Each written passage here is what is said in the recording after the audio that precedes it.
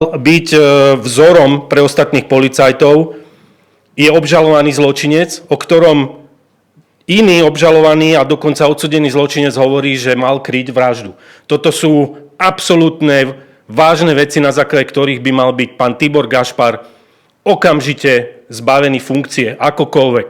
Mal by odísť, ak na to nemá chlapskú hrdosť, aby po takýchto skutočnostiach odišiel z verejnej funkcie, z politiky, tak jednoducho pán Fico ako premiér tejto krajiny by mal urobiť kroky k tomu, aby takéhoto človeka nemal na poste podpredsedu parlamentu.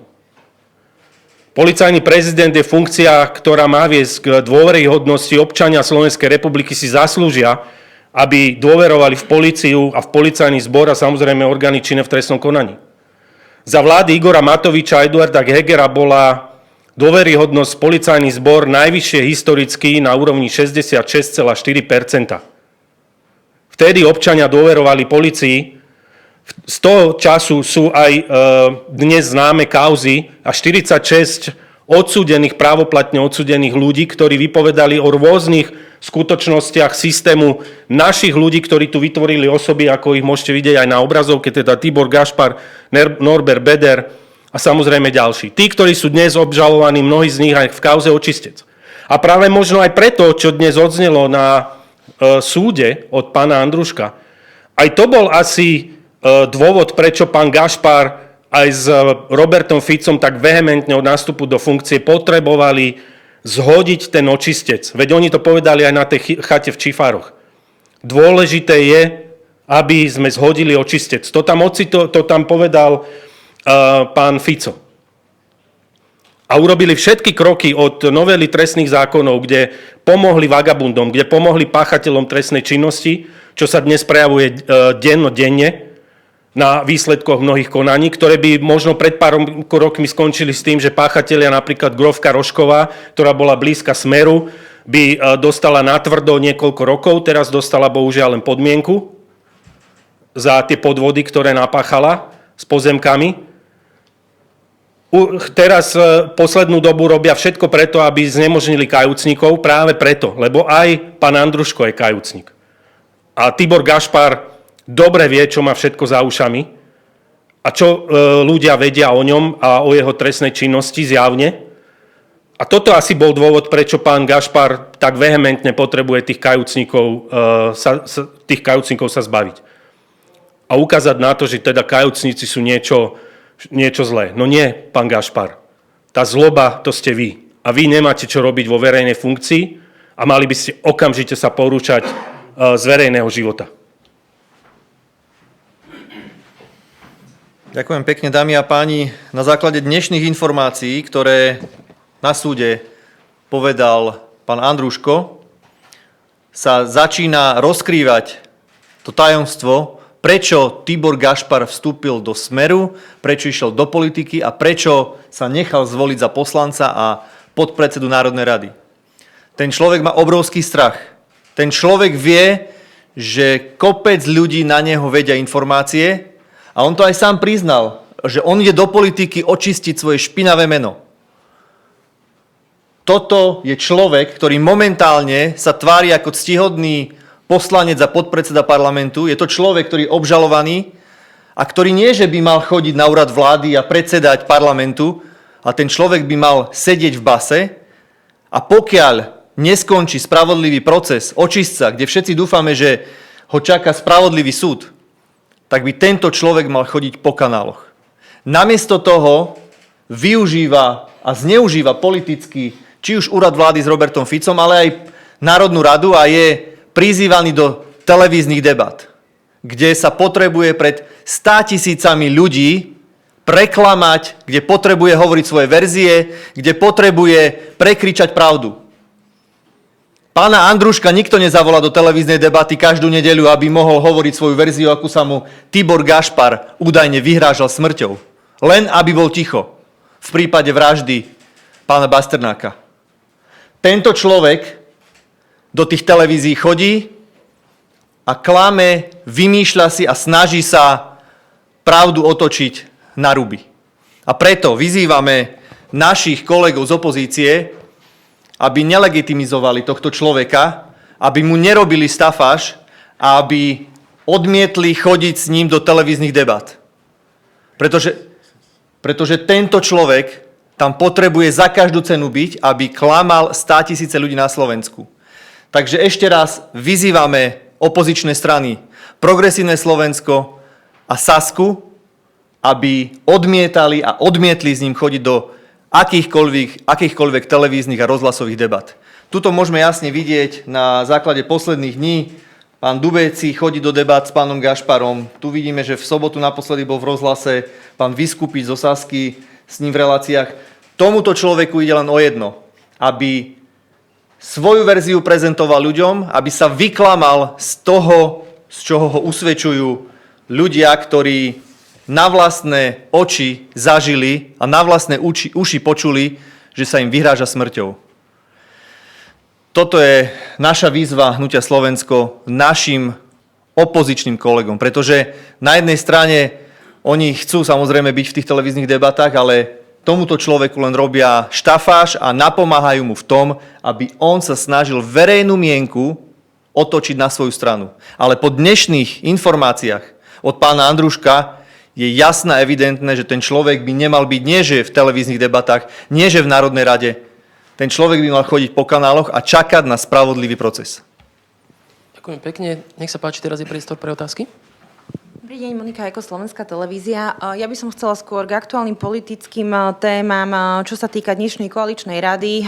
Tak Andrej Danko po nej povedal, že zajtra predloží premiérovi Ficovi návrh na odvolanie ministra životného prostredia, pána Tarabu. Následne prezident hovoril o tom, že po rozhovore 3 najvyšších ústavných činiteľov nezaznamenal nič také, že by premiér mal predložiť návrh na jeho odvolanie do paláca. Tak možno ako čítate túto situáciu, že či sa podľa vás teda bude nejakým spôsobom meniť stolička na ministerstve životného prostredia? A ak áno, tak ako a čo by to znamenalo? Tak podľa mňa Robert Fico aj so Šutajom Eštokom, aj s prezidentom chcú dokázať Andrejovi Dankovi, že je obyčajný nímant, že môže vyskakovať koľko chce, ale poslušne bude hlasovať ako opička v parlamente, hoci nebude mať žiadneho ministra už ani sprostredkovanou kontrolou. Keď doteraz sa mohol priznávať nie ako tak Tarabovi, po dneškajšku definitívne, alebo po tých včerajších silných vyjadreniach jednoznačne platí, že Taraba už nie je ministrom SNS, možno je adoptovaným už ministrom Smeru. A keď Andrej Danko to prehltne, tak ukáže, že bol obyčajný Táraj a definitívne pochopá SNS. Ak chce SNS zachrániť, tak teraz musí Danko ukázať, že má nejakú silu v parlamente a že naozaj reálne za ním nejakí poslanci stoja a ukáže Ficovi, že aká je parlamentná matematika. Takže teraz sa ukáže, že kto je väčší pes. Že kto si koho kúpi, povedal kolega, ale tak môže to byť aj tak povedané. Ale v tomto prípade si myslím, že naozaj Andrej Danko mal mimoriadne silné vyjadrenia. Ja by som veľmi rád teraz videl, teda, že naozaj aj bude mať silné skutky. Lebo mať silné vyjadrenia a tváriť sa ako chlap a potom naložiť do pampersiek a dobré Robko, tak budem ti hlasovať ako prikážeš, aj keď už nemám žiadneho ministra. Bolo by to dosť nedôstojné aj pre samotnú SNS. Danko sa strašne tvári, že to je strana, ktorá existuje 150 rokov, hoci si to privlastnili, ale teda keď už teda sa tvária, že oni sú takí seriózni, dlho existujú, tak by sa patrilo aj chlapsky sa správať. Takže Andrej Danko má mimoriadnu príležitosť a nahrávku na smeč, aby sa zachoval ako chlap. A nech pošle do kytek Roberta Fica. Momentálne ho posiela do kytek Fico a spol. Práve teda prišla správa, že premiér oznámil, že ministra Tarabu neodvolá. No tak ešte raz, teraz je to chvíľa Andreja Danka a chvíľa SNS. Keď teraz Danko skloní hlavičku a naloží do pampersiek, tak definitívne SNS pochová a SNS sa do parlamentu nedostane. Keď Danko ukáže, že je chlap, tak možno v predčasných voľbách sa do parlamentu dostanú. Ale ja mu odporúčam, aby bol teraz chlapom. Keď dokázal pobožkať výložky, tak predsa nejakého Tarabu musí dať dole, keď teda si stojí za slovami. Zajtra sa začína ďalšia schôdza parlamentná. Pán Raši avizoval teda, že mala by byť podľa jeho slov aj teda po tej koaličnej rade bezproblémová. Mali by prechádzať zákony s tým, že ak teda na niektorých nie je zhoda, že sa odsunú. Možno čo vy očakávate od nadchádzajúcej schôdze a čo sú podľa vás teda hlavné priority, ktoré by mali byť schválené?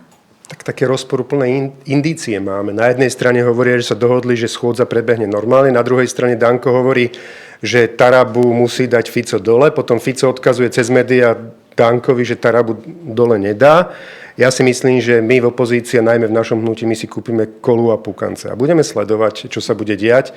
Ak si Danko nenakáka do úst, tak povalí túto vládu alebo minimálne ukáže Ficovi, kde je jeho miesto, lebo parlamentná matematika hovorí, musíte mať 76 hlasov. Bez Dankových poslancov Fico 76 hlasov nemá. Ak si to Danko teraz nechá ľúbiť, tak poprvé buď bude mať Fico na neho nejaký biznis, kde Danko pochopí, že aha, tak ťahá za kračí povraz, alebo jednoducho Danko nemá odvahu. Ja by som mu odporúčal, aby tú odvahu mal. A duplom aj na základe toho, čo sme zverejnili dnes, alebo čo teda o čom vypovedal Zoltán Andruško o Tiborovi Gašparovi. Urobme si teraz iba test Dankom. Ak by dnes Zoltán Andruško vypovedal, že Danko kryl vraždu z pozície policajného prezidenta, však by ho zavesili na ten stĺp, alebo neviem, jak sa to nazýva, ten stožiar pred Národnou radou, čo si tu Danko postavil. Už by tam visel dole nohami, už by tam visel hore nohami. A keď teraz aj toto nevyužije Andrej Danko na to, aby pritlačil na Smer, tak je to človek, ktorý pochová SNS. Ak má odvahu, ak má guráž, tak dnes ukáže Ficovi, kto koľko teda tých žetónov v parlamente má a dokáže Ficovi, že bez neho si neporadí. A ešte teda k tým prioritám tej nadchádzajúcej schôdze, čo by podľa vás teda malo prejsť, prípadne s čím prichádzate vy? Takto priority schôdze. Ja osobne, hoci v ústave sa píše, že Národná rada zasadá neustále, tak ľudia vidia, že po tých skoro 3 rokoch, čo táto vláda vládne, prvá konsolidácia, druhá, tretia, prvé ožobračovanie, druhé, tretie. Minister Fantocci Kamenický povedal, že týmto vlastne si zlepšíme stav verejných financií. My sme si ich zhoršili. Máme ich v najhoršom stave v celej Európskej únii pod vedením týchto ľudí. A teraz vidíme, že nám tu už hovoria 2 alebo 3 mesiace ako Kolombovej žene, že chystajú nejaké ozdravné či prorastové opatrenia. A ja sa obávam tých ich prorastových opatrení, lebo oni aj týmto išli ozdravovať verejné financie, tak tie prorastové podľa mňa ešte definitívne ten podnikateľský sektor a ľudí na Slovensku ubijú. Takže ja by som bol veľmi rád, aby si už zobrali voľno. Normálne od zajtrajška nech si nadelia radšej voľno až do budúcich volieb. Vždycky pre Slovensko bezpečnejšie, jak čokoľvek, čo tam tá vládna mafia či koalícia bude stvárať. Ak to bola posledná otázka, Ďakujem. ešte záverečné slovo, pán predseda. Ja som iba chcel, aby sme naozaj Tiborovi Gašparovi ako obžalovanému mafiánovi, alebo tak mu bez problémov môžeme hovoriť, lebo neexistuje väčší prehrešok voči spravodlivosti, ako keď priamo policajný prezident vydá policajný zbor do rúk mafie, organizuje prenasledovanie obetí, organizuje pomoc páchateľom a ešte pomedzi to vyberá úplatky a svedčí o ňom 50 svedkov. Dnes pribudol kľúčový svedok, ktorý o ňom hovorí, že Tibor Gašpar z pozície policajného prezidenta manipuloval vyšetrovaním vraždy, kde vyslovene sa vyhrážal navyše, že ak svedok bude svedčiť v prípade tej vraždy proti pani Žužovej, tak v tom prípade dopadne rovnako ako zavraždený primátor Hurbanova.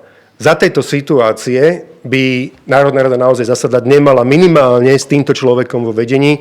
A tak, ako aj povedali kolegovia, okamžite z rúšky dole. Ten človek nemá čo robiť v Národnej rade, vo vedení Národnej rady, ani v politike. Ten by mal mať vytvorený taký ochranný kordón okolo parlamentu a maximálne, alebo minimálne, maximálne na 5 kilometrov sa priblížiť k parlamentu. On tu nemá čo kázať o morálke, on tu nemá čo kázať o spravodlivosti a slušnosti a dávať ostatným poslancom pokuty. Jednoducho dnes prišlo kľúčové svedectvo, že Tibor Gašpar rovno v prvý deň, ako sa stal policajným prezidentom, sa vyhrážal svedkovi, aby si opovážil dovoliť tú drzosť a svedčiť voči ich obľúbenkyni pani Žužovej, lebo inak dopadne rovnako ako zavraždený primátor Hurbanova. Vieme, k čomu to viedlo. Priamo dnes to Tibor, alebo ten svedok Zoltán Andruško pred súdom povedal, ako svedok podotýkam, kedy vie, že keď v prípade, že by klamal a bude mu dokázané, že klamal, tak v tom prípade má obrovský problém na krku, že priamo tento svedok hovorí, že práve toto zastrašenie Tiborom Gašparom viedlo k tomu, že akceptoval pani Žužovu a akceptovali objednávky a príkazy.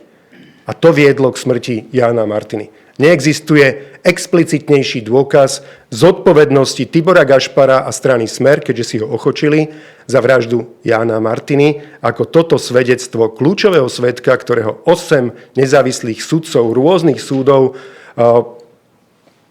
považovalo za hodnoverného, lebo akceptovali jeho svedectva, lebo krásne zapadali do iných svedectiev a teda iných dôkazov, ktoré v priebehu, či už teda vyšetrovania vraždy primátora Bašternáka alebo iných mali. Takže je to vážne obvinenie a bol by som veľmi rád, aby kolegovia z Progresívneho Slovenska, SAS, prestali tomuto zločincovi robiť alibi alebo umožňovať robiť alibi tým, že chodia s ním do politických debat.